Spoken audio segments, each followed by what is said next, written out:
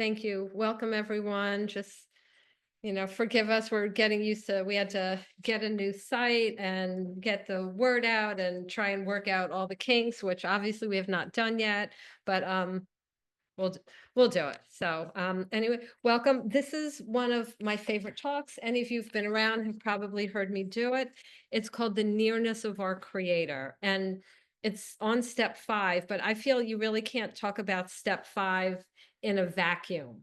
So, and the step 5 promises in a vacuum. I thought it was really cool to just kind of go through the book and see how the promises build, and then just how steps 1 through 4 really lead us to step 5. We obviously can't do step 5 in a vacuum. If we did, I suppose it would be called going to therapy, right? Where we just go and talk to someone about our problems for an hour. But no, for us, our step 5 comes after the first 4 steps for a reason. So I won't put you all through the broken bridge because I know y'all have heard it multiple times, but I'll just try and give a brief recap kind of the first 4 steps, getting us to step 5. Um, my hope always when I talk is to convince anyone who's listening is that the age of miracles really is still with us, that there really is a God, and that he is alive and well and launching search and rescue missions for us addicts. And a lot of you know my history, but for those of you who don't, I first came into OA when I was just in high school and I was already a full-blown compulsive eater. Like I stole food, I stole money for food. And at my worst, I was binging and throwing up 6 times a day. I actually had to have my esophagus surgically retightened right after I came back from my honeymoon because just that's how, and this was years after I'd stopped binging. The effects were still there. A lot of people show pictures. If I was going to show pictures, I'd probably have to go through like the Walking Dead ad. I've never even seen the show, but I think it's about zombies. And I'd have to show like a picture of a zombie because even though I look normal, I was a walking dead. I was a compulsive liar. I made up crazy stories like saying I'd been mugged, I'd been raped. I went to the hospital for a fake rape exam and took pills that the nice nurse gave me so I wouldn't get syphilis from my fake rapist. I wasn't stable mentally. I wasn't well physically. And I certainly wasn't well spiritually, even though I believed in God, right? And at some point in those first 6, 7 years in OA, someone said to me, if you have such a good relationship with God, why are you still binging? And I couldn't answer that. So I kept binging until about 7 years in, I was introduced to the God who launched a search and rescue mission for me. And, I committed my life to this God, and it was just like his hand reached into my soul and yanked out the obsession. That's the only way I can put it. So I want to talk just a little about the first 4 steps. Obviously, step 1 is about powerless. Page 24 of our book says we're unable at certain times to bring into our consciousness with sufficient force the memory of the suffering and humiliation of even a week or a month ago. We're without defense against the first 3. And you all have heard me talk about it, right? There's the broken bridge, the connection between our memories of horrible binge hangovers and our conscious mind where we make our decisions doesn't work the way it normally does. Like if I'm about to go to someone's house, I always remember to ask, do you have a cat? Because in my memory are all these, memories of going near a cat, getting an asthma attack, getting sick, getting a sinus infection. So it's my defense against cat-induced asthma attacks. But when it came to food, that mechanism didn't work. I couldn't remember strongly enough to deter me the horrible binge hangovers, right? I was hopeless. Like Bill Wilson says on page 8, no words can tell of the loneliness and despair I found in that bitter morass of self-pity. Quicksand stretched around me in all directions. I met my match. I had been overwhelmed. Alcohol was my master. For me, food was my master, right? No connection between my memory and my conscious mind when it came to food. Self-knowledge didn't do it. Desire didn't do it. I personally, and maybe you, if you are here, 100% hopeless without a miracle. But fortunately, this program gives me the formula for a miracle, right? So page 45 in the big book tells me lack of power is my problem. And then right away, it tells me exactly what the solution is. And it doesn't say my solution is meetings or a food plan or an even stricter food plan, which is what some people do, right? If food's a problem, let me get an even stricter food plan until it's a starve a rabbit food plan. And that doesn't work. Fellowship alone doesn't work. These are all tools and helpful, but that's not the solution with a capital S that this program talks about. The solution, they say, is quite simple. Find a power greater than myself, which will solve my problem. So in step 2, we play detective. We have to find a power greater than ourselves, which will solve my problem. So let's play detective. Right in that sentence, the big book gives us our first clues about how to find this power greater than me, which will solve my problem. If it's going to solve my problem, this power must be pretty smart. This power must be pretty strong because this illness kicked my butt. So it has to be stronger than I am and stronger than the illness. And this power must care about me. Otherwise, why would this power bother trying to solve my problem? So smart, strong, and cares about me. Okay, that's a power. That's a God who I might be interested in. So we have some clues now. And then page 53 of the big book gives us more clues. God can be blocked by, it says, calamity, pomp, and worship of other things, and dishonesty. Well, that's helpful, right? So we want to clear away, thinking, oh, there's, so much stuff going on in my life, so much bad stuff. There can't be a God, or he wouldn't allow it. I am finding that it's very likely that soon I will need to be on insulin, and it caused me a few tears. And then I just dried my tears and said, other people have other problems, and this program guarantees me serenity and freedom from binging, but it does not guarantee me perfect health or a trouble-free life. So we look at calamity, and I do not let myself say, if there was a God, he would make sure, my blood sugar was stable all the time. No, that's me thinking I'm entitled to everything. Worship of other things, our kids, right? Our jobs, how we look. These are things that block us, and dishonesty. So what do we do after we've played detective and gathered some clues about God? For me, I think it started when I said a prayer. Now, why pray? Like, why do we pray here? Well, I think prayer is the currency in the spiritual world. In the physical world, if I want to get a bag of groceries or a tank of gas, I hand the clerk a $50 bill or my credit card. Money is the currency in the physical world. But I cannot hand God my American Express and say, remove my food obsession. The currency in the spiritual world is faith activated by prayer. So I prayed. I left a meeting where I said, I'll do whatever it takes. And then I went out into the parking lot and I said, God, I've always had fixed ideas of what you are like and how to worship you. I'm willing to admit it's all wrong and start over and let you show me what you're like and how to worship you. And that was really my step 3, where I surrendered my life to God. On a practical note, what does this mean? It means simply I'm out of the outcome business. So for example, I may have a desire that my kids who are finishing up college go to church while they're in college and afterward.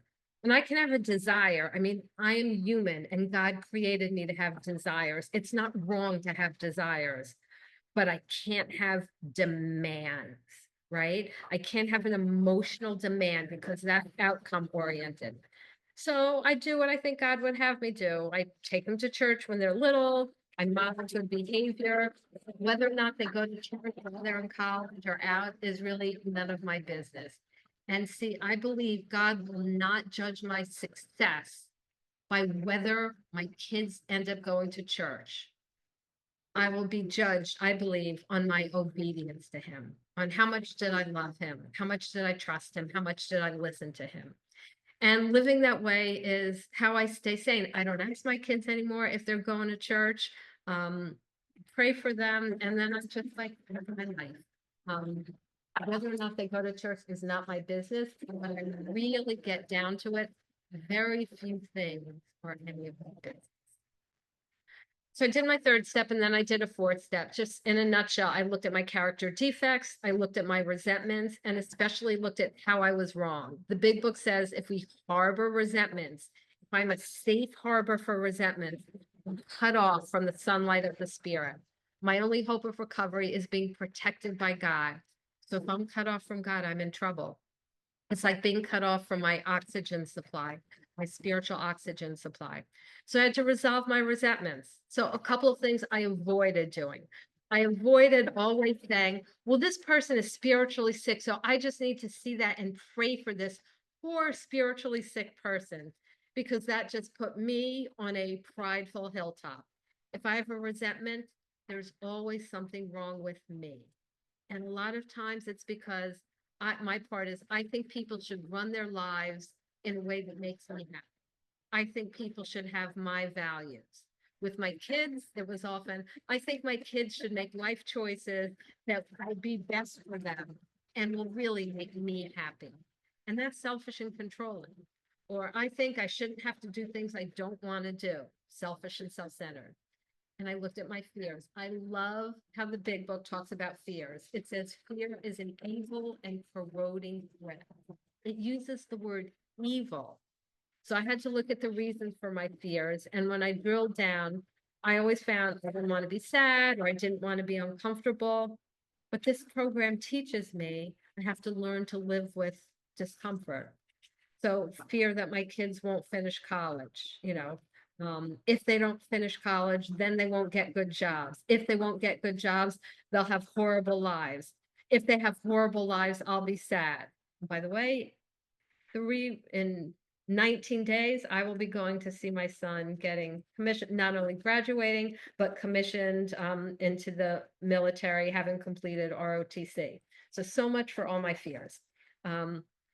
So my plain God mind thinks that like if they don't go to college, it equals a life of failure, right? So I have to root that out. And then I ask, what would God have me do? Model good behavior and pray. So as I said, one's finishing college, the other's had a year off here and there, but she'll be finishing college, God willing, by Christmas. And if she doesn't, the world as we know it will still continue to exist. So I finish my fears, I look at my harms, I craft a sex cycle, and now I am ready for step 5. Okay, so if you have your big book, we're going to be in the big book and the AA 12 and 12. On page 72, it starts talking about why we have to do a 5th step. And it gives me 3 reasons. 1, I'm trying to get a new attitude, right? I'm trying to change. I'm trying to not be such a self-centered person. And look at the second reason. I'm trying to get a new relationship with my creator. See, this program isn't about just believing in God. I always did that. And all it got me was like a ruined esophagus, just believing. It's about having a relationship with him. And this step is going to help me with that. And then 3, to help me with the obstacles in my path. What are the character defects that are blocking me from my new relationship with my creator? It says, okay, I've already started to see what my defects are. Now they're about to be cast out. I love that wording. They're about to be cast out. I can't go back to my high school grammar, but I know it's something about it's passive, right? I don't do the casting out. God does that. That's how it works. I look at my defects, I admit them, and then he removes them. I know for myself, like I read this big book so often that it's easy to miss out on the awesomeness of things. Sometimes I'll read something, it's like, I must have read that 100 times and I never noticed that word. But look at the awesomeness about this. These are my defects, a big wall that I've built between myself and God. And what does God do? Does he say, well, Janet, you built this wall, you caused this mess, so clean it up and I'll be here waiting for you when you're done. He doesn't. He comes in with a spiritual broom and a mop to help me clean it up. He keeps proving his love to us over and over. So in the next paragraph, they give us another really important reason why we can't skip a 5th step. It says, if we skip this step, We may not overcome drinking. We may not stop binging. And the text says that when people try to avoid this humbling experience, almost invariably they got drunk. Having persevered with the rest of this program, they wondered why they fell. Well, how come they fell? Well, by not disclosing everything, they were dishonest. And yes, dishonesty by omission is still dishonesty. No loopholes there. At the top of page 73, it says these people wondered why they fell. Okay, if someone's in relapse, they should always know why they fell. They should not just wonder, right? And I've gone through the book once and found it's like all the reasons why people fall, why people go into relapse. And not doing a thorough fifth step, holding something back, is a cause of relapse. And the AA 12 and 12 goes into great detail on this on pages 55 through 57. A lot of pages on this. After talking about all the different consequences of avoiding step 5, including irritability, anxiety, remorse, depression, they conclude by saying that most of us would declare that without a fearless admission of our defects to another human being, we could not stay sober. It seems plain that the grace of God will not enter to expel our destructive obsessions until we are willing to trust Him. Wow. I mean, that's a strong statement. But let's look at the beautiful imagery here. The grace of God enters to expel my destructive obsessions.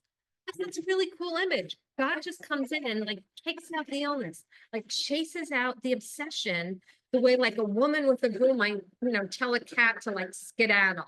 Like God is. And as a side note, it's always important for me to remember that it's the grace of God that got rid of the obsession, not the work that I did. It's like if there's a raging hurricane and my house is flooded, and there's a hurricane and a helicopter coming to rescue stranded people, and the sheriff's out with the bullhorns telling everyone, get to the roof. My job is to get to the roof so the helicopter can reach me. I can't just say, pick me up by my front door, right? Half measures avail us nothing. Doing it our way avails us nothing. But let me never be so arrogant as to say that when I climbed to the roof, I rescued myself. All I did was, climb to the roof so that I could put myself in a position to be rescued. So back to the big book, back on page 73, it said, more than most people, we lead double lives. We're like actors. To the outer world, we present our stage character. We want to enjoy a certain reputation, but know in our hearts that we don't deserve it. And we've got this guilt. And guilt is only helpful if it encourages us to really admit our character defects and fix them. So if I take $50 from your wallet and I feel guilty, well, I should feel guilty. Then my conscience is doing its job. But that guilt is only helpful if I go to you and confess and give you the $50 back. We often carry around a vague sense of guilt and we just like beat ourselves up and say like, oh, I'm a piece of trash, and we think that's humility. That's not humility. Lucy, I think you got someone. Jen, I think there's a little bit of static on your line, and someone put it in the chat as well. I thought it was mine. I thought it was on my phone, on my computer. Can't do it, but you see, can you mute Mandy, please? There. Thanks. Okay. Sorry, this is the best I can do. Okay, so the book goes on to say that the alcoholic, or for us, the compulsive eater, is revolted by what he does on his sprees. It says, coming to his senses, he is revolted at certain episodes he vaguely remembers. We can't be vague. We can't vaguely remember. We can't have boogeymen in the closet. We can't say, I think I did some not very nice things in the past. We can't go to God like that. I need to go to God and say, I faked a mugging. I lied to this person. I cheated that person. I stole from Susie. I was mean to Sally. I need to be specific. Why? Because if I don't get these things out, the book tells us we end up pushing these memories far inside ourselves, which leads to constant fear and tension, which leads to drinking, or binging. So if anyone's struggling right now, I would encourage you to ask yourself, are you holding anything secret? Is there something that you feel you should tell, but you haven't? Now, that doesn't mean you need to rent a billboard on Times Square, but you need to tell your sponsor. You need to find one person to tell. Fear and tension, mental and emotional drain. Then the chapter continues by saying psychologists generally don't work for us because we're generally not honest with them. And they keep hammering home honesty, saying we must be entirely honest with somebody if we expect to live long and happily in this world. So, again, I want to say a few things about honesty. Basically, if we're not honest, we're not going to recover.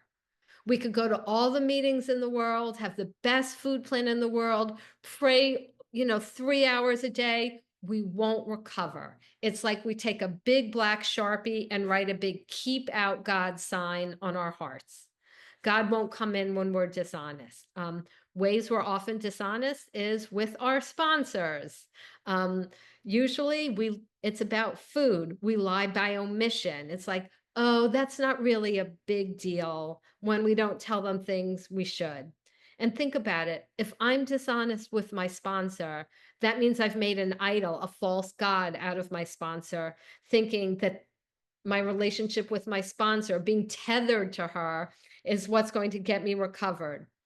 But a sponsor's job, she has one job, to help me get a relationship with God. I'm better off being honest with no sponsor than dishonest with a really good sponsor.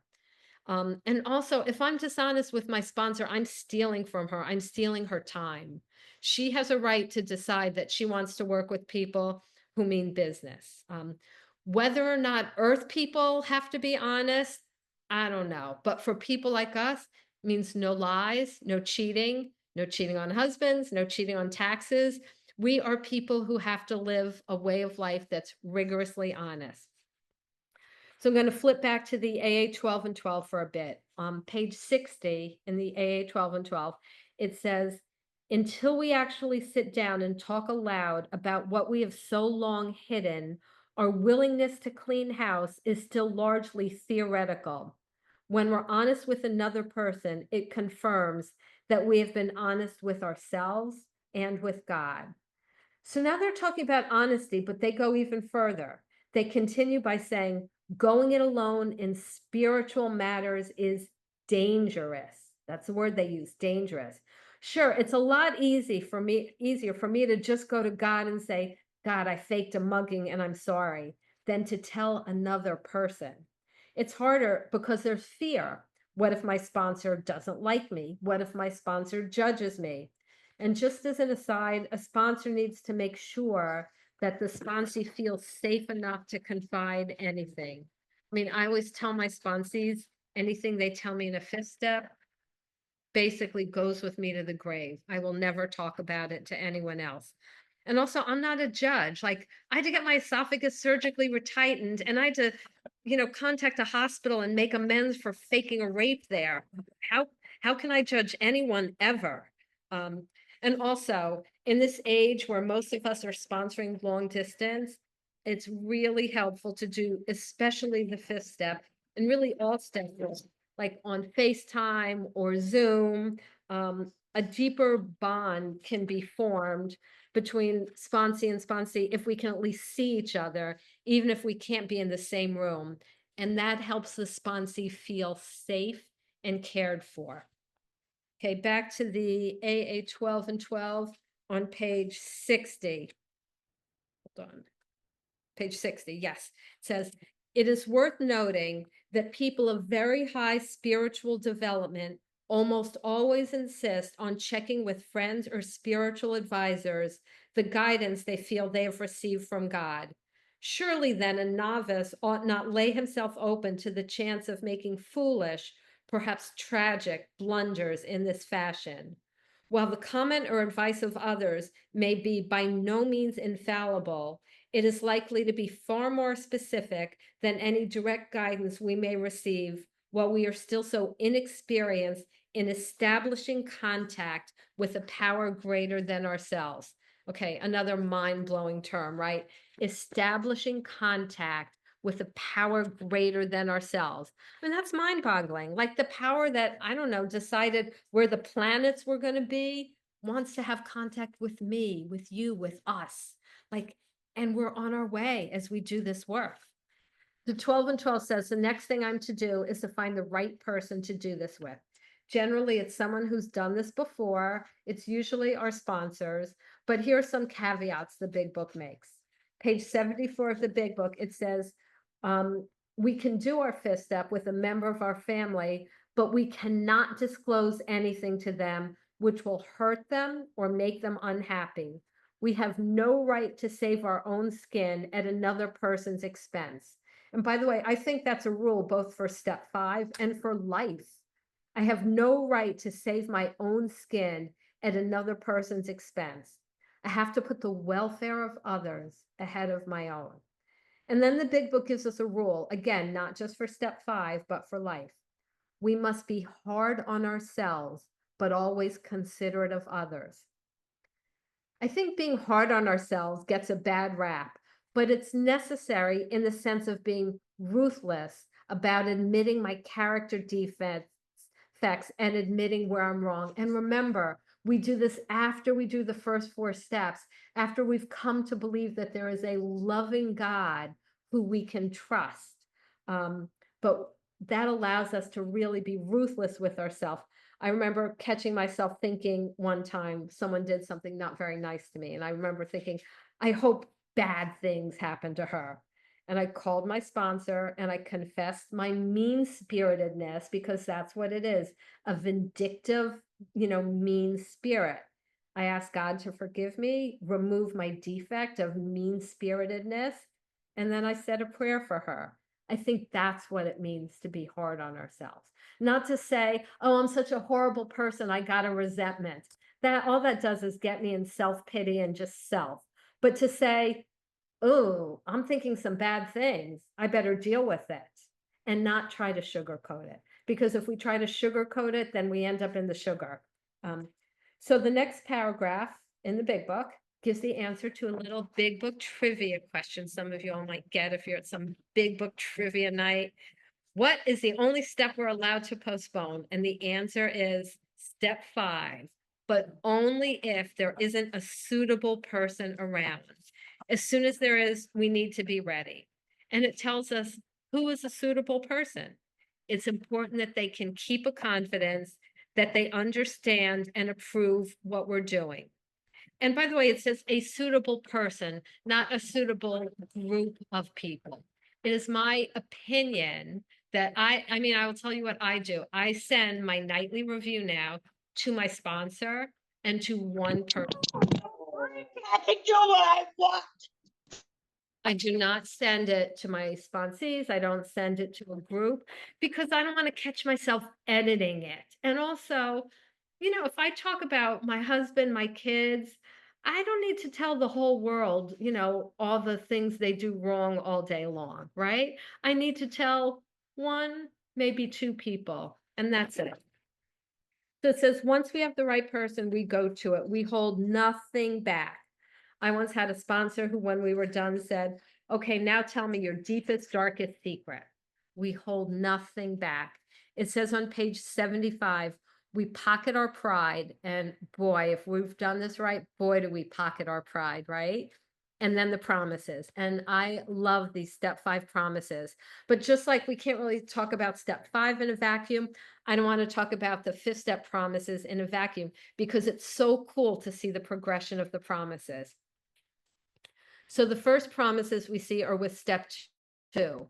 There are no step 1 promises. I'm just admitting I'm powerless and my life is unmanageable. It's like if I go to a doctor and admit I have bronchitis, okay, I admitted it, but just admitting it, nothing's going to change. Remember, the big book tells me my problem is lack of power. So what I need to get better is power. These steps are a continuum, like to getting more and more power. So on page 46, it talks about us getting the first infusion of power with step 2. It says, as soon as we admit the possible existence of a creative intelligence, a spirit of the universe underlying the totality of things, we began, see, we're just beginning here. We began to be possessed of a new sense of power. That's what we need, and direction, provided we took other simple steps. So once I say, maybe there's a God, and maybe this God can help me, and maybe I'll start doing what this God wants, I start getting power and direction. Enough power and direction to get me to step 3. And then step 3, top of page 63 in the big book, it gives me more promises, the step 3 promises. It says, we have a new employer with a capital E, meaning God. God's our boss. Being all powerful, he provides what we need if. So it says if, so this is a conditional promise. God will provide everything we need if I do 2 things. If I keep close to him and perform his work well. And it says, established on this footing, we become less and less interested in ourselves. So the spiritual experience is starting here. A spiritual experience is when God rewires my heart to make me more like him. So instead of being selfish and self-centered like Janet naturally is, I become more tolerant and more loving like my Creator is. It says we become less and less interested in ourselves, our little plans and designs, like making sure my kids grow up the way I know that they need to, right? Less interested in that. More and more, we become interested in seeing what we can contribute to life. Now listen to this. As we felt new power flow in. So we get more power. We got a little bit in step 2. We got more in step 3. And now we get more. We enjoy peace of mind. We discover we can face life successfully, and we become conscious of his presence. That means we start realizing, oh yeah, there really is a God. And he's not just up in the clouds somewhere. He didn't just create the universe and is now like watching Netflix. He's here. It says we begin to lose our fear of today, tomorrow, or the hereafter. We are reborn. And then the 4-step promises, the bottom of page 70 in the big book, says we've now begun to comprehend the terrible destructiveness and resentment and have begun to learn tolerance, patience, and goodwill toward all men, even our enemies. Page 71 says that their hope, so the writers of the big book hope for us, is that we be convinced that God can remove the self-will that blocks us from him. So now we go beyond belief. Now we have trust. And there's something that sounds kind of yucky, but it's really good. The last line of chapter 5 promises that if we've done this process right, we've swallowed and digested some big chunks of truth about ourselves. Does not sound like fun, and it really isn't. But of course, only by doing this can we get to the other side and proceed to step 5, and it's glorious. My favorite promises in the big book. It says after step 5, it says, we are delighted. We can look the world in the eye. I mean, that was my experience. I felt as if I'd been nearsighted all my life and someone just gave me a pair of glasses. Trees just looked greener. That's the best way I could describe it. It says we can be alone at perfect peace and ease. Our fears fall from us. What a great visual that is, like fears falling from us. Like I was in Aruba, and we went to the beach and brushed the sand off our bathing suit. It would just fall from us. Now I'm looking in the chat because one time, I kid you not, I said this and someone wrote in the chat something like spoiled brat going to Aruba. So yes, my husband and I go to Aruba and the sand falls off us. And that's what happens with our feet. Okay. No one's writing anything wrong in the chat. Thank you. Our fears fall from us.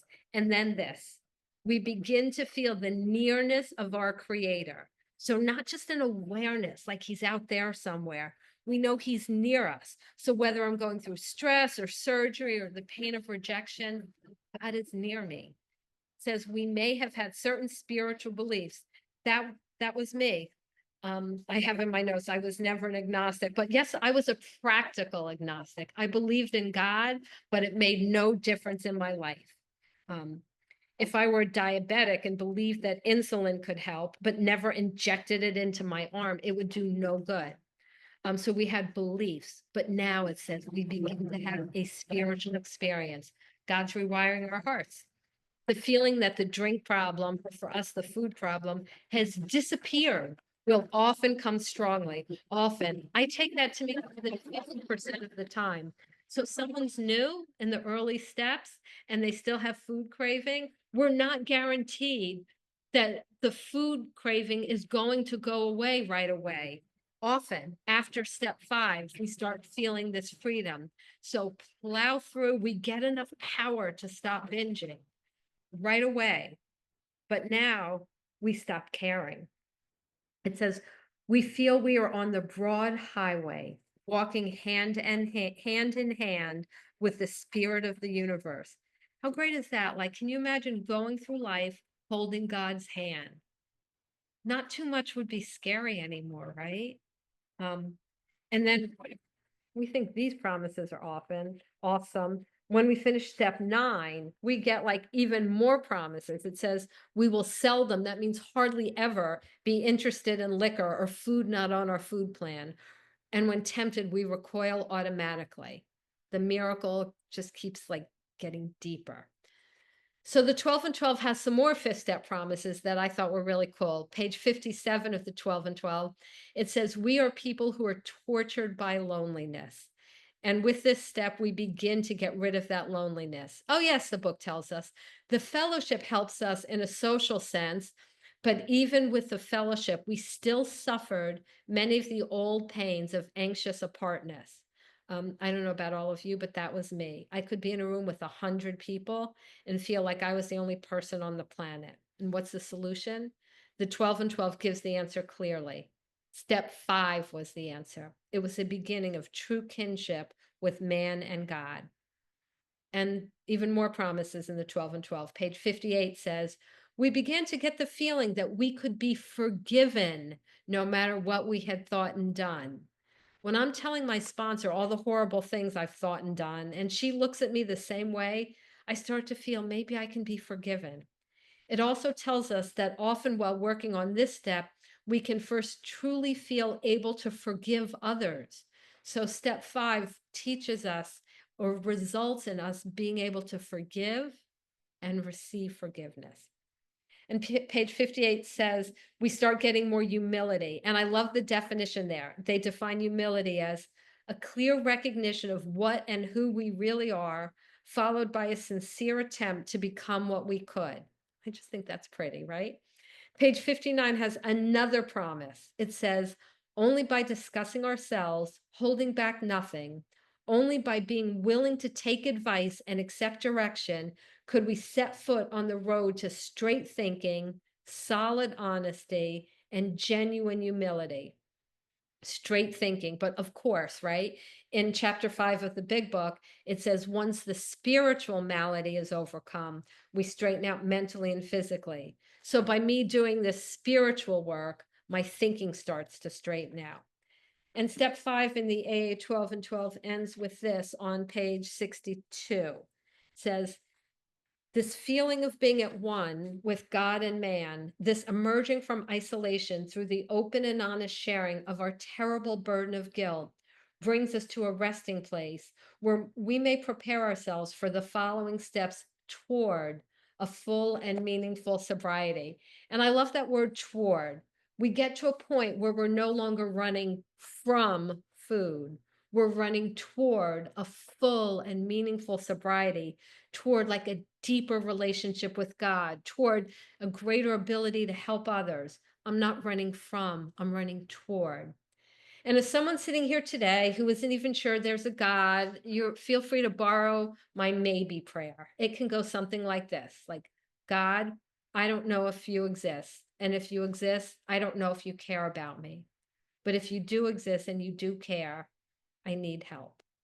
The worst that could happen is you're talking to dead air. But what if there really is a God? What if there is? And what if that prayer is a catalyst that allows God to start a renovation project on our hearts so that we have a spiritual experience, that He begins to rewire our souls in such a way that our plans and priorities become more like His plans and priorities? We can forgive, we can be forgiven. And when we start living that way, the food obsession doesn't stand a chance, because like really and truly, like step 5 And all the other 11 steps show that, as the book says, the age of miracles is still with us. And with that, I will pass. Thanks. Thank you, Janet. Stop the